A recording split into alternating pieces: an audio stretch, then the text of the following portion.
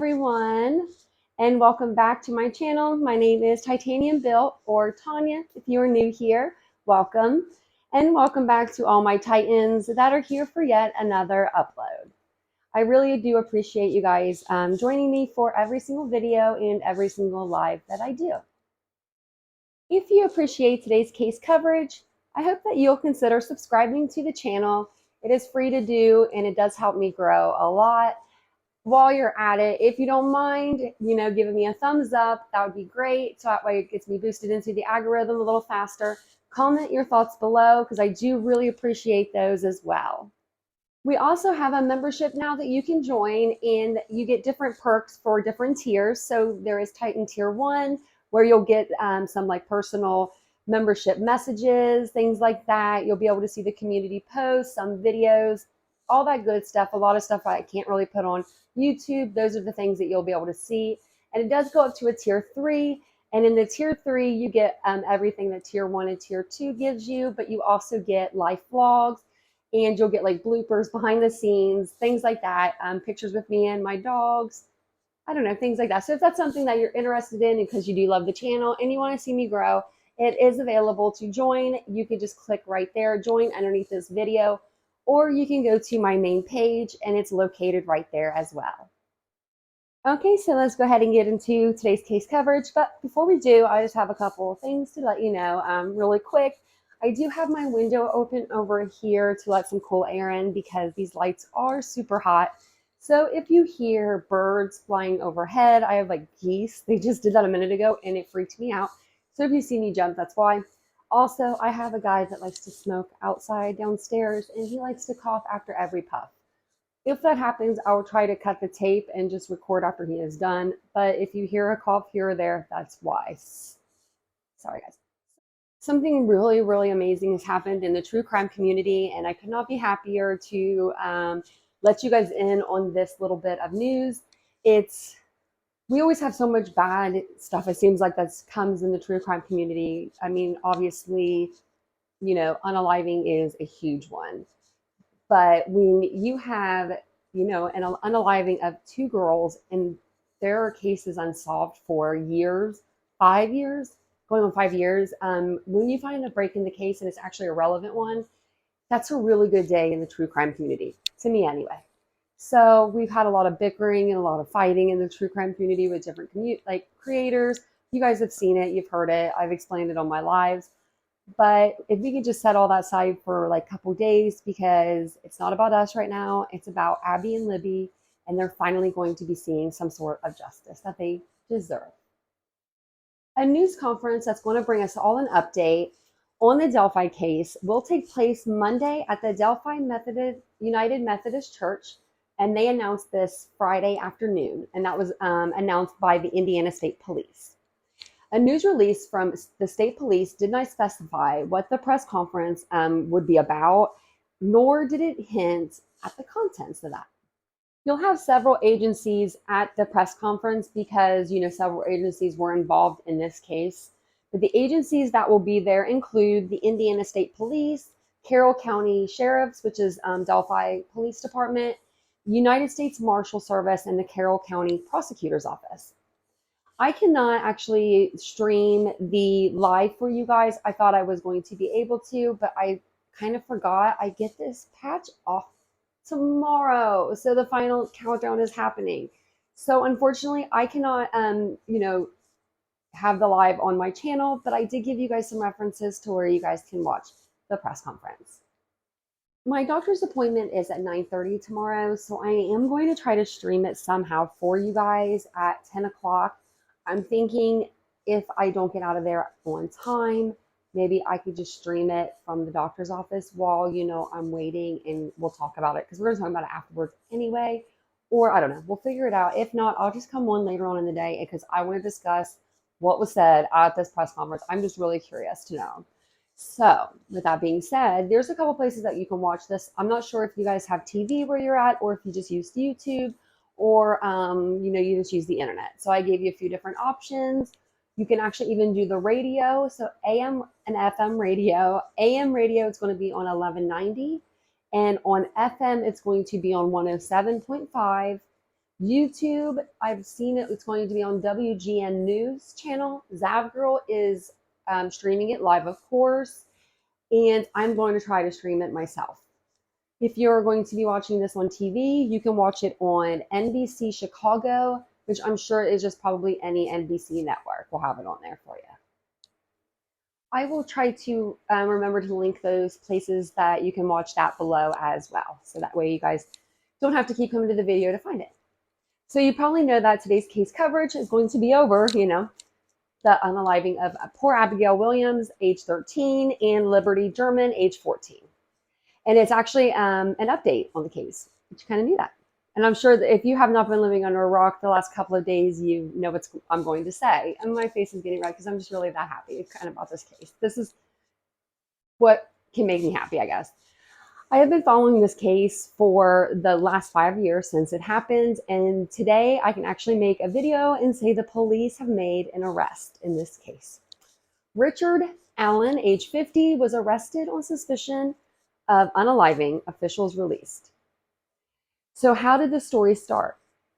On February 14th, 2017, two bodies of two teenage girls, aged 13 and 14, were found at Delphi Historic Trails in Delphi, Indiana. This case sparked an interest in the country and worldwide, really, almost immediately. Delphi, Indiana is a small town, kind of quite like where I'm from. They have a population of approximately 3,000, and it's about a 3-hour drive actually from where I live. Two Delphi residents were teenagers, Abby and Libby, ages 13 and 14. They were the best of friends and had met at school. They did everything together, including going to what the locals called Monon High Bridge to walk, take pictures, and just hang out and be kids. These small royal towns, they really don't have a lot to do. So you make, your own fun as kids. And that's what they were doing on February 13th, 2017. Abby and Libby had the day off from school. So being teenagers and being from a small town, they wanted to do some exploring. So they decided to go to the high bridge to walk and just take pictures. Abby asked her older sister for a ride to the trails. She said she would drop them off, but she couldn't pick them up. And as long as they could find a ride home, she could take them. They decided that they would have another family member pick them up that day, and Abby and her sister and Libby went towards the trails.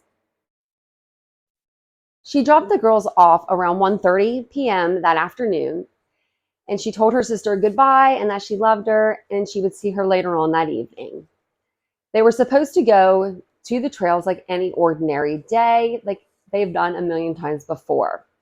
And they were just going to go hiking, and then they would be picked up from where they were dropped off in about 2 hours.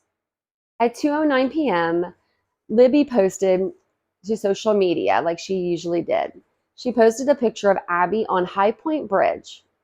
And if this is your first time hearing of this case and you have never seen a picture of High Point Bridge other than that one I showed you before of Libby, here is another picture just to kind of show you exactly how high it really is.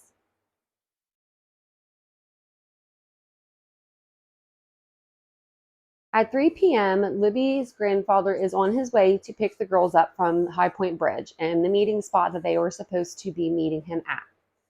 At 3:15, Libby's grandfather shows up at the pickup location but does not find either girl waiting for him like they're supposed to be.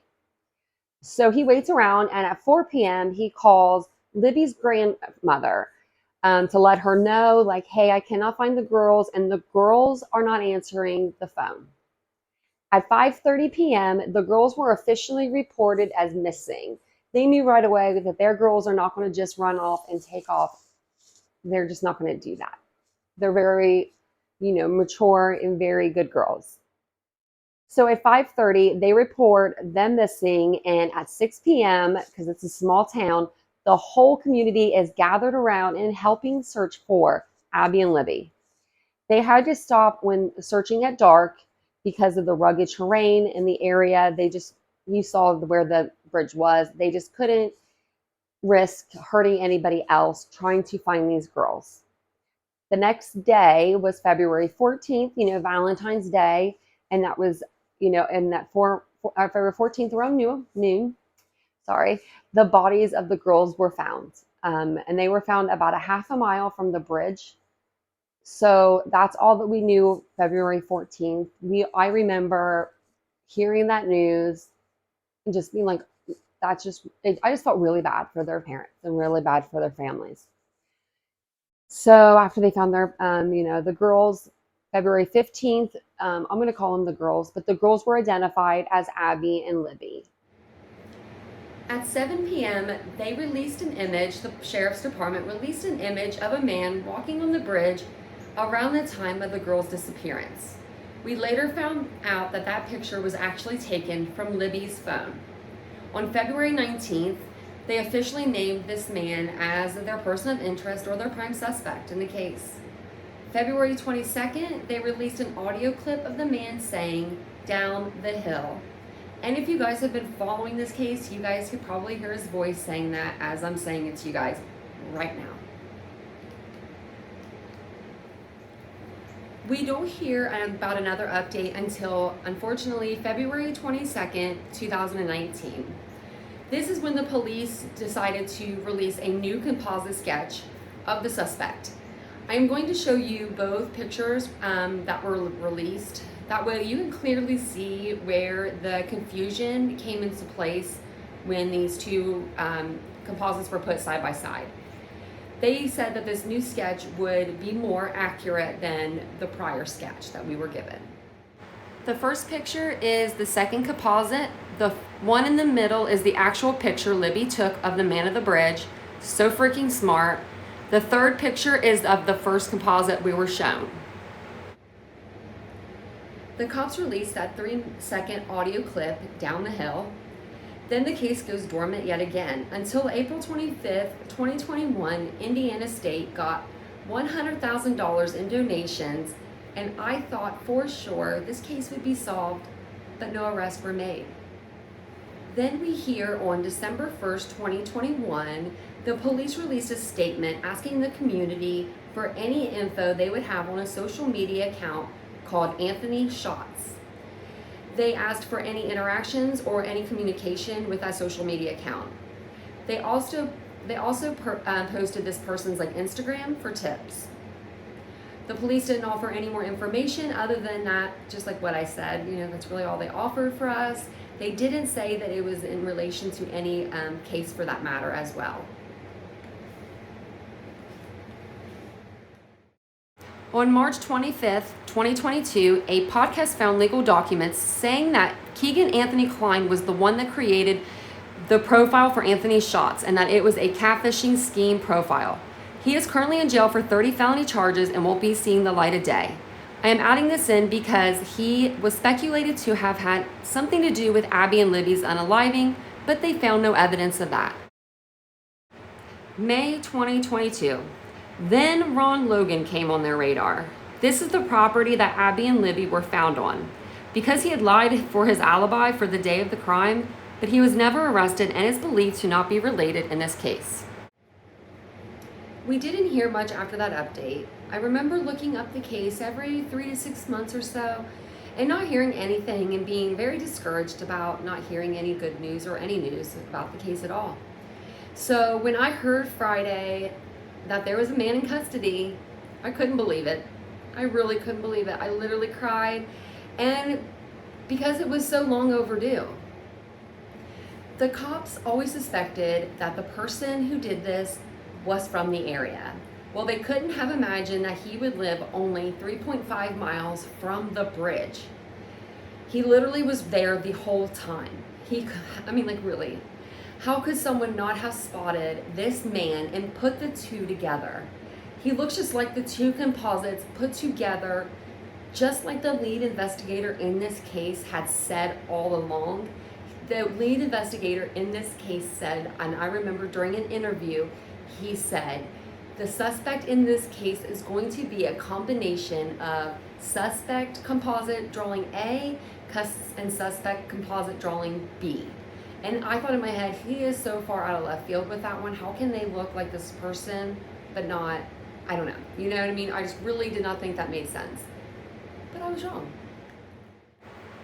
I am going to put up the composites of the suspect so you can see the difference in the composites, because there is a huge difference in the two.